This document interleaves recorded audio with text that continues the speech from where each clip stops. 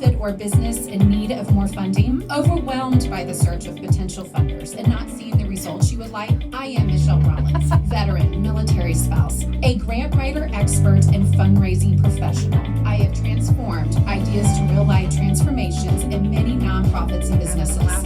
Let me transform your ideas to a whole new level. Reach out today for a consultation. Find me at Michelle Rollins LinkedIn and Facebook, and at Michelle Rollins Grants on YouTube. Welcome to Grant Writing with Michelle. I'm your host, Michelle Rollins, and you are on ESPN Richmond 106.1 FM, powered by Mike King Biz Media. Thank you for joining me today. I am solo today. I wanted to spend this time to talk to you about funding in your organizations and your size of your organization, and also where we are this year. As many of you know, we are in our last quarter of the year. So if you are an organization and business owner out there, you know how important the quarter four is. You're not only focusing on what you can get out of this quarter and really finding bang for your buck, but you're also looking for your first quarter of 2025 and moving forward to even bigger possibilities moving into 2025 and 2026. Man, that's a mouthful. I was just on the phone today with a client and some prospects and another client. We were discussing a lot of different things about our strategic calendar, the calendars that I put together that have different grant possibilities, tackling what is really important out of those monthly grants, and then looking into their staff teams of what is important, what grant opportunities have come to them and open doors, and why it's important to look at those prospects as well. There are some grants that are open right now that don't close for another 2 years. But do you wait till those 2 years to start that grant, like literally weeks before it's due? No, you get on that now.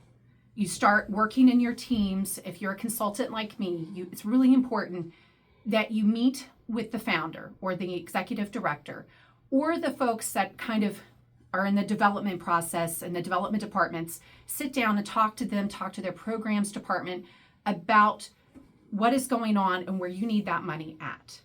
So important. I'm already tackling those meetings going into January and February. And not only that, I'm working on the different grant opportunities right now, wrapping up grants that are due in the next couple weeks. And when I say due, believe it or not, you still have grants that are due days after Christmas.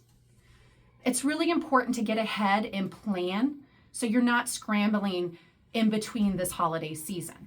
You're also tackling, we're in Thanksgiving. We're talking, Thanksgiving is literally around the corner. We're talking about, giving back on the Tuesday coming up and giving back and providing funding for those organizations. But it isn't just feeling like you're going to go into your bucket for that particular day coming up, but really focusing on where was all those grants, all those grants that you just tackled. What did it produce? What was the numbers? And then what are you trying to get out of this quarter? It's so important to really have a plan. I was just sitting down having lunch with another business owner talking about processes. And I focus on processes every day. I am not just that grant writer. I am that grant manager. I am that grant advisor. For some clients, I'm their fundraising consultant. There are so many different hats that I wear.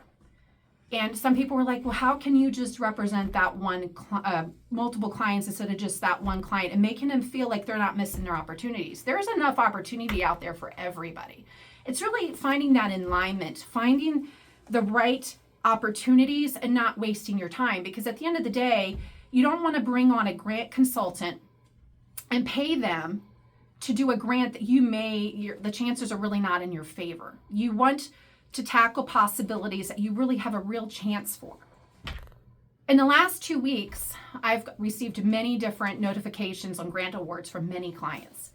And I'm really happy with them because they vary in amounts for those organizations. So while some may say, well, 10 grants not a lot, or 18 grants not a lot, or 25 is not a lot, well, guess what? To that organization, I know what it's going to do for them because of their how many they're serving, how many people were on their staff. And when we went and tackled those proposals, we knew what those numbers were going to do for what. We were able to produce all of those reports to those grant makers. And you've heard me talk about grant makers before. Those are the folks that have a grant opportunity for your organization or business, and it's a prospect. And it's really important how you set the stage up in the beginning. Well, that never stops. Here we are in Q4, but I'm also working with some clients on introducing ourselves for next year and also tackling some of their fundraising needs, because like I've told people before, grants, you cannot rely on grants. I just had this conversation earlier today. You can't expect a grant to be the answer for everything. And you can't expect that if you get a certain amount, especially if you get a government or a federal grant of some sort, you got to be prepared for that sizable grant. I've heard people say before in my circles that you shouldn't apply for $1 million grant if you haven't done the legwork and have other grants that are much smaller, and you should not. I always tell people when you apply for a grant, one of the questions they ask is, what other grants have you applied for? If you've received the award, how much are you getting? Well, that's really important because there's a lot of foundations out there that are asking that question, and they want to see what work you're doing besides them. And one of the questions that you will see all the time is, what happens if you don't get this grant? What's going to happen? Are you going to be able to sustain or move forward without our support if you don't get it? Well, guess what? You're going to have to find a way. You can't put all of your nuggets in this one opportunity and expect, oh, we're going to get this. You got to have a plan. So today I had a prospect that I spoke to for a little bit.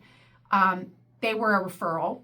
And it's an amazing first responder foundation. I already have some first responder foundation clients. So it's amazing. It's always a great compliment to get referrals.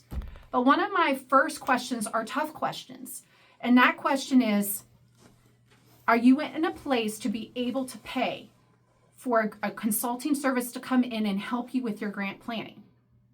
You can't expect a grant writer or a fundraising consultant to do percentage. You got to know and you got to have the right funding to bring in and be able to sit down and have that hard conversation prior to that meeting and say, okay, we have this X amount of money. This is our budget. This is what we can afford. When I sit down, one of the things I ask for is, what is your budget? Because I don't think it's fair to say, okay, here's the mom and pop organization and here's this $1 million grant, or even a mid-size grant, a mid-size organization, because these two organizations do not equal this mom and pop organization at just maybe a 1 to 2 year organization that's been established. You have to make sure that you're being fair as a consultant. You're pricing what your value and time is, and then also the organization, they have to be really honest with, okay, what can we afford? Are we putting it out there in the universe that we want a volunteer consultant? Or do we have this X amount to be able to fund this consultant? It's really important to have those things answered in your board of directors, your volunteers that are a part of your leadership decisions. Since I have a very unique perspective, not only as a veteran, but military spouse, first responder spouse, but I've been on the board of directors a very long time. I've served in multiple nonprofits for a very long time. I have helped lead their volunteer coordination, established events, you name it. It's so important to really have those hard conversations within your organizations when you bring on a consultant. And you want to set the stage for success for that consultant. I really love it when I get a nonprofit organization that comes to me by referral, and they're so excited to bring me on. They invite me to events. They include me with their staff. They really value my advisement. And I love it when I get those notes, those daily notes. I have one client right now, a faith-based organization. The person I report to is amazing. She'll reach out to me and show gratitude all the time. And it really makes me go the extra mile to help them more, because I'm working a lot of hours to support not only their organization, but other organizations and build an impact and create more opportunity within their organization, bringing in more money. Sometimes founders and EDs, they will come to me with this big idea when I come on, and they want it now. But guess what? We can't always have it right now. Sometimes we got to work really hard and grow. And that's what makes those moments so beautiful, is when you finally get a grant for an organization that is great and amazing. And you spent not only the months writing the grant, but you sat down with the grant maker, had a grant maker visit, introduced them to the program, showed them who the new corporate sponsors were, and they came in and they felt the impact. Here we are going into the holidays. Think about your gratitude. Think about how you can make a difference within your organization and how you can make it bigger and better. Have a great staff that wants to create beautiful moments like that. Make sure that your funding is in order.